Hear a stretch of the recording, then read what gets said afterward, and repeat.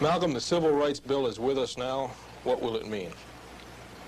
Well, I'm not very excited at all over the Civil Rights Bill, primarily because it's a law, and the Supreme Court desegregation decision was also a law that was handed down by the highest court in the land 10 years ago, and they haven't been able to implement it even here in New York City or any other city in the North, much less try and implement it in the South. And if they can't implement this single law that was handed down by the highest court in the land, I'm very doubtful that they'll be able to enforce any of the laws that are now on the books in this recently passed civil rights legislation. You don't think it's even a step, then? No, I don't think it's any step. The Constitution of the United States automatically is supposed to be sufficient to protect anybody who's born here who's a citizen. And if the Constitution includes all of those who are born here, I don't see why additional legislation is needed when it comes to the rights of the Negro. If the Polish people and the Hungarians and the Russians and others who come here as refugees don't need civil rights legislation in order to be recognized as citizens, why, it's a farce to make Negroes think that civil rights legislation is needed to get us recognition as citizens. Well, what would you suggest be done then to let a Negro go wherever he wants to in the South and get all the other benefits that the bill provides him? You can't do anything by legislation. It takes education. The white man in this country needs to be re-educated so that his behavior pattern toward non-whites will change, and the black man in this country also needs to be re-educated so our behavior pattern and attitude toward ourselves will change. And once a little educating is done on both sides, you'll probably find that that in itself will do more to bring about the spirit of brotherhood than all of the legislation that's designed to force the two together.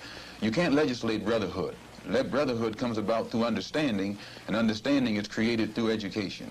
Now, Malcolm, on one side you're talking about brotherhood and education, and on the other side you're talking about guerrilla movements in the South. Where do you stand? Both of them are educational.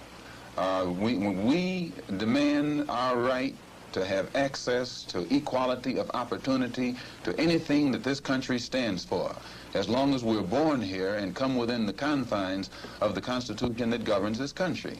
Now, in line with that, we feel that we have the right to defend ourselves whenever we take measures to participate as citizens and unlawful elements like the Ku Klux Klan get in our way. We think the two positions are consistent. In fact, one complements the other.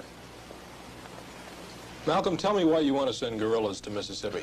Well, Professor Mark DeWolf Howell of the Harvard Law School, speaking for 29 other law professors, pointed out that the United States government could intervene by law in the state of Mississippi by sending troops. And since the Attorney General and others in the federal government have pointed out that they don't intend to send federal troops in themselves to protect the lives and the property of the Negroes who are being brutalized down there, it's our intention to try and organize the black people or the American Negroes in this country into self-defense units in that area. In areas where the government is unwilling or unable to defend our people, we will defend our people ourselves. Just what exactly would these units do? Eye for an eye and a tooth for a tooth situation? Well, as long as it is an intelligently organized effort that is being made, the discipline involved will keep our people acting intelligently and discriminately. But if something isn't done in this country to organize Negroes who are fed up with this nonviolent, turn-the-other-cheek approach in a sensible direction to bring about the halting of this brutality that we are constantly the victims of, then Negroes are going to react in a disorganized way, in an unintelligent way, and an indiscriminate way when it comes to retaliation. So we actually think that we're doing more to uphold the law and protecting the lives and property of our people in an organized way than to sit around and let a disorganized effort develop. What would you do in a specific case, say, of the 3 missing boys right now? Well, one of the things I would do if I wanted to find them, I would look in the police station in Mississippi. And when you think in terms of the Ku Klux Klan as being the ones who are responsible for them being missing, then in the state of Mississippi, most of the policemen belong to the Klan. The two organizations are interwoven with each other. So we would look in some of the police stations or start questioning the police. There's no need to question the people out there in the street. The police know more about where these persons are, whether they're dead or alive, than anyone else in Mississippi. When you say you'd question the police, do you really think you'd get them to talk to you? No. So it means that we've reached the point where talking is a waste of time. What would you do? It has become necessary for the American Negro, of which there are 22 million, to go on record to let the world know that since the American government in Washington, D.C. has proven its unwillingness or its inability to protect us in the state of Mississippi, the black man in this country is obligated to take it upon himself to organize and put forth the efforts that are necessary to give our people the protection that has not been forthcoming from the government. Well, the alternative is that the federal government, which is supposed to protect the rights of Negroes the same as it protects the rights of whites, must take the responsibility of recognizing the fact that the state of Mississippi is part of the United States and is under the jurisdiction of the United States government, and therefore the United States government is responsible for all of the violence, the bloodshed, and brutality that takes place in Mississippi. And in the past, as long as our people have been the victim of brutality, the government has dragged its feet. So we have to create a situation where we can retaliate and create a situation that will force the United States government to occupy the state of Mississippi and do for us in protecting us as she has done for others while trying to protect others. This is your goal. We would not say, I would not say. Would they need training? Oh yes, anytime you are sending people against an enemy on the front lines, they need training. And the only criticism that I have of the students who have been sent in, I think that the organization that sent these students in to show our people there how to become involved in this voters registration is a great step.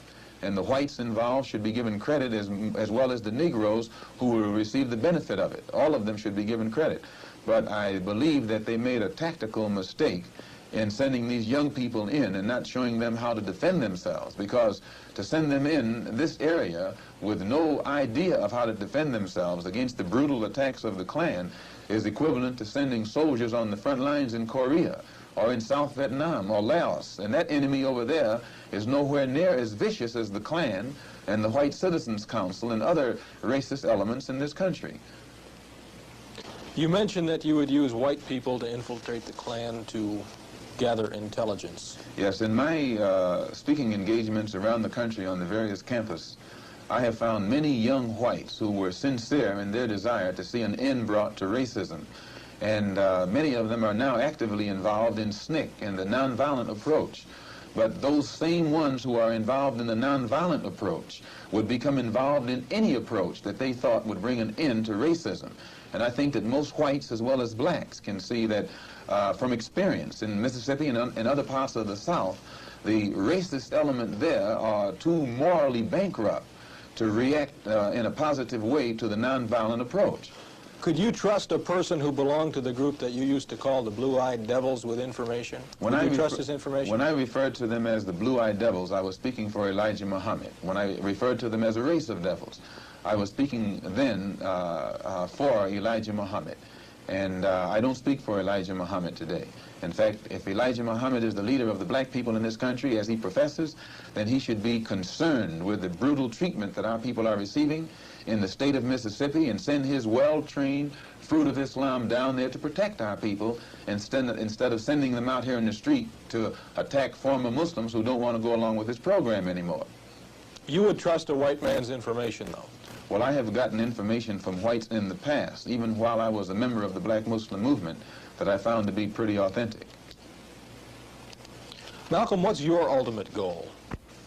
My ultimate goal is to make whatever contribution I can toward bringing about complete freedom, justice, and equality for black people in this country. Complete respect and recognition as human beings. And the Organization of Afro-American Unity, which we've now formed, has that as its aim, to lift the struggle for freedom of the Negro in this country from the level of civil rights to the level of human rights, and carry out a program which will be designed to make us recognized and respected as human beings, as members of the human family, wherein our human rights will be respected, and then we think our civil rights, the recognition and respect of our civil rights, will be automatic.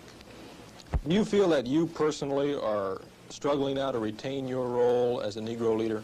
I have never strived to retain or occupy any role as a Negro leader, and I think that my own manner of representing Mr. Elijah Muhammad was such that everyone agreed that I submerged my own personality completely out of respect for his leadership.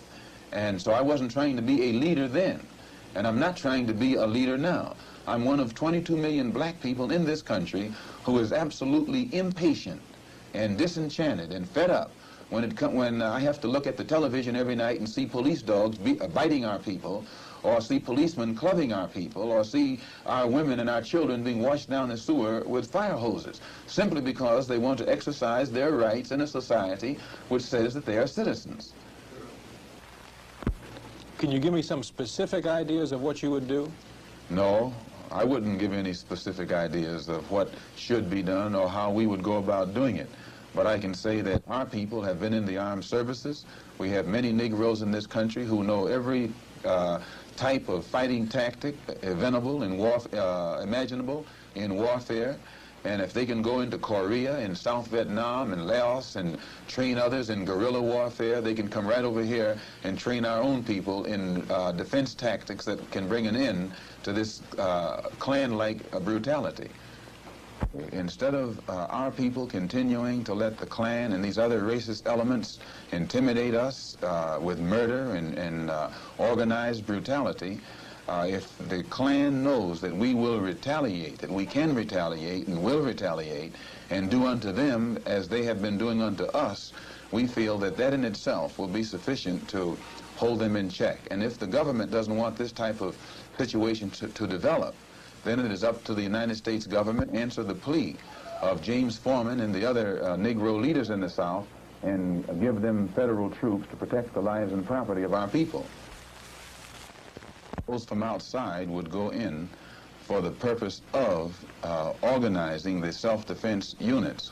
And one of the steps in that organization involves making the Negroes in Mississippi see that they are within their rights to defend themselves rather than always allow themselves to be the victims of the attacks by the Klan and the White Citizens Council and other racist elements.